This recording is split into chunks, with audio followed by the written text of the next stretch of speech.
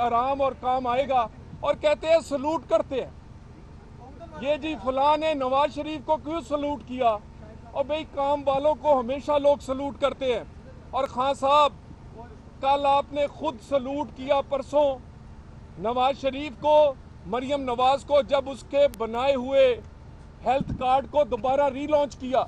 कभी मोटरवे के उसकी इफ्तिताह करते हैं जो पहले से हुआ, कभी कॉलेज और अस्पताल का करते हैं।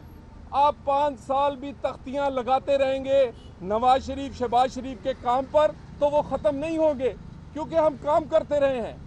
हम इस तरह सिर्फ लंबी जुबानों से काम नहीं चलाते रहे। और जब भी ये काम उस वक़्त ही चलेगा जब आप जेहलम और पिंडी के ये जो पिल्ले और बिल्ले हैं इनको कंट्रोल करेंगे। ये जब तक नहीं करेंगे ये काम नहीं चलेगा। और काम के लिए सिर्फ एक ही हल है, शहबाज शरीफ, और उसको आप दम भी करवाएं, उससे मदद भी लें। उसको जेल में रखने से पाकिस्तान का वक्त ज़ाया हुआ है, हमारा कुछ नहीं गया। पाकिस्तान में वो जो काम का वक्त था वो ज़ाया हुआ है। मैं दोबारा कहूँगा, ये शोर मचाने वाले काम पर तवज्जो दें। ये डील और ढील का कोई मामला नहीं, ना हम लेने जा रहे हैं।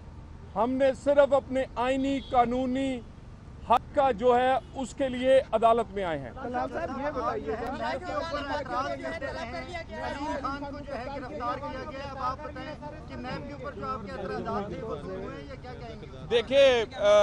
देखिए मुझे इस बात का कंफर्म नहीं है, ये तो नैब कंफर्म कर सकती है। लेकिन हमारा मुतालबा एक है कि एहतसाब जो है वो एक जैसे स्टैंडर्ड से अक्रॉस दी बोर्ड हो। अगर इंक्वायरी स्टेज पर शहबाज शरीफ गिरफ्तार हो सकता है तो परवेज खटक क्यों नहीं?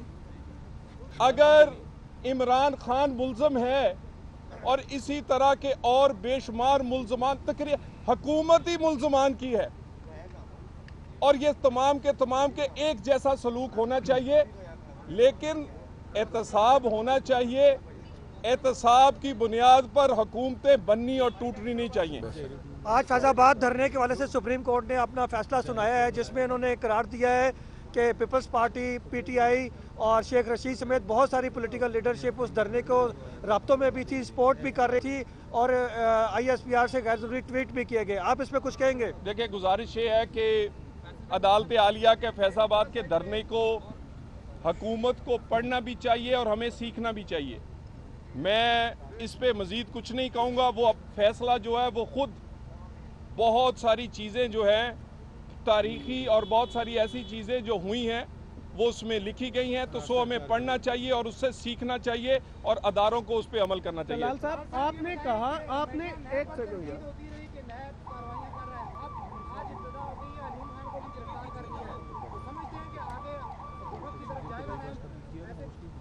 देखिए, गुजारिश ये है, ये मैं समझता हूँ कि सबसे पहले तो नैब रिफॉर्म होना चाहिए, नैब के कवानीन रिफॉर्म होने चाहिए। हमें किसी को गिरफ्तार करवाने का, पकड़वाने का शौक नहीं। हम चाहते हैं हमारे साथ नाइंसाफ़ी ना हो। एहतसाब की बुनियाद पर हुकूमतें बननी और टूटनी नहीं चाहिए। एहतसाब की बुनियाद पर पार्टियां बननी और टूटनी नहीं चाहिए। और जब से वज़ीर आला जब भी बनना होता है तो नैब की तरफ से नोटिस आ जाते हैं। पहले भी अलीम खान को नोटिस आया कि कहीं वो इनके जो वज़ीर आला ना बन जाए। अब फिर वज़ीर आला बनने की बात आई तो पता चला है कि फिर कार्रवाई हुई है। अगर करनी है तो सबसे पहले सबसे पुराने मुल्ज़म स्पीकर पंजाब असम्बली को गिरफ्तार करना चाहिए था। कलाल साहब, आपने ये फरमाया कि रिलीफ मिलने जा रहा है अदालतों से, आपको कैसे पता चला कि रिलीफ मिलने जा रहा है?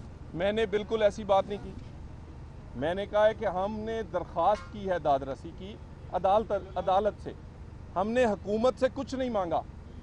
और बिल्कुल अपने जहन से निकाल दें, मियाँ नवाज शरीफ जो अपनी अहलिया के इंतकाल अपनी बेटी समेत जेल जा सकता है, अपना वजारत उज़्मा से लेकर हर चीज़ गवा सकता है, वो इस तरह का मामला वो सिर्फ आईनी और कानूनी अपना हक चाहता है।